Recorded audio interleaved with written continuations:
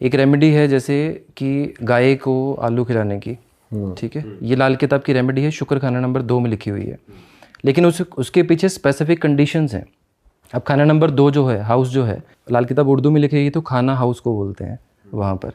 तो उसमें जो सेकंड हाउस जो है, सेकंड हाउस को मंदिर भी कहा गया है, सेकंड हाउस को गौशाला भी कहा गया है, और सेकंड हाउस को पेशानी यानी कि आपका ये जो हिस्सा माथे का होता है ये भी कहा गया है।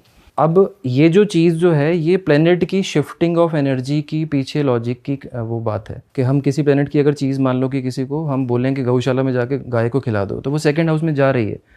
अब ये शुक्र की चीज़ है आलू, तो सेकंड हाउस में जाएगी। अब अगर शुक्र का अगर एनिमी वहाँ पे बैठा हुआ तो फ़ायदे के नुकसान हो जाएंगे। अच्छा, ये मिथ्स होती हैं जो कोई भी कहीं से भी उठ के कुछ भी कर रहा है, लेकिन उसको उसके पीछे लॉजिक नहीं पता होता। और एक वो भी है कि बहुत जल्दी चीज़ें असर नहीं करती, लेट भी करती, क्योंकि आजकल ये है कि भाई जो लाइफ स्पैन है वो भी कम हो गया है लोगों का, रिजल्ट्स भी बाद में देखने को मिलते हैं, तो सबको इंस्टेंट चाहिए। तो इंस्टेंट भी कुछ अवेलेबल है नहीं मार्केट में। नहीं, इंस्टेंट एक घंटे में भी असर देने वाली रेमेडीज़ होती हैं, लेकिन वो चार्ट देखकर, कुंडली देख के फिर क्लैरिफाई होती हैं। और जो दशा का जो सिस्टम है, आप एवरेज लाइफ का स्पैन अगर आज की डेट पर देखोगे तो 65 to 70 ईयर्स, ये मैक्सिमम 85 ईयर्स या 80 ईयर्स तक जाएगा मैक्सिमम। लेकिन जो ट्रेडिशनल एस्ट्रोलॉजी मेथड है वहाँ पर 120 साल का मेथड जो है वो दिया हुआ है। अब आज की लाइफ को आप एनालाइज कर लो कि आज की डेट के ऊपर अगर आपको यहाँ से अगर मान लो कि आपको अमृतसर जाना है या बॉम्बे जाना है, तो आप बाय रोड छोड़कर आप फ्लाइट प्रेफर करोगे, तो उसका सीधा मतलब है कि टाइम किसी के पास नहीं है।